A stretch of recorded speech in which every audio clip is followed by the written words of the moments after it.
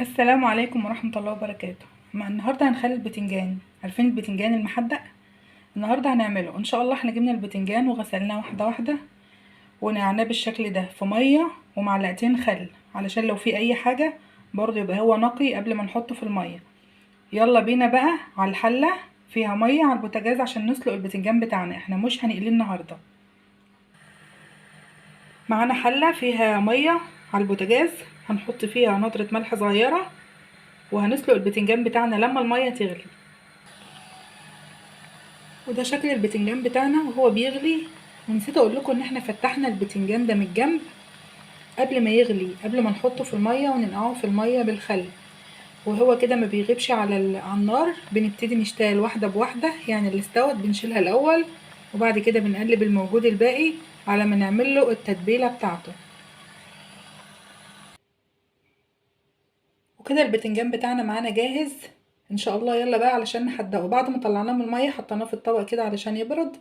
يلا بينا بقى علشان نعمل له التتبيله بتاعته. حطينا شفشق الخلاط وفيه نص كوبايه خل وقدها ميه وشبت وكزبره وتوم وليمونه مقشرينها ومقطعينها بالشكل ده، وهنحط كمون وحطينا ملح وهنحط قرنين فلفل احمر وهنضربهم في الخلاط. وهي دي التتبيله بتاعت البتنجان معانا النهارده. طبعا دي التتبيله بتاعتنا، حطيناها في الطبق بالشكل ده، وهنجيب البتنجان بالشكل ده وهنحطه كده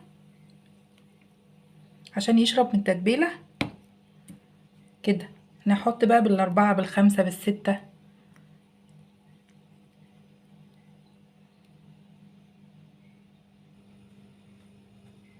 وبكده احنا خلصنا كميه البتنجان بتاعتنا بالشكل ده. هتقولي لي طب هو فاضل معايا حدق، طب هو انت هتسيبيه في الطبق كده؟ هو كده ما اتحدقش. هقولك لا، هننقله في علبه والحدق اللي باقي منه، لان في لسه هنا بتنجان في الطبق. هقولك الحدق اللي باقي منه احنا هنحطه على العلبه وهنغطي عليه، وبكده هو هيبقى اتحدق معانا وهيشرب من الحدق بتاعه اكتر واكتر. وتكليه بألف هنا وصحة.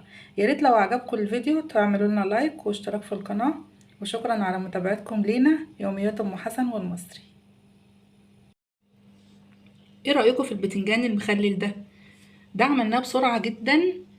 لو عايزين تعرفوا الطريقة اتفضلوا تابعوا الفيديوهات بتاعتنا، الفيديو عندي على القناة. واللي يتابعني ياريت يعمل لي اشتراك فضلا وليس امرا، ويحط لي اللايك، وتابعوني وانتوا ان شاء الله مش هتندموا. معاكم يوميات ام حسن والمصري.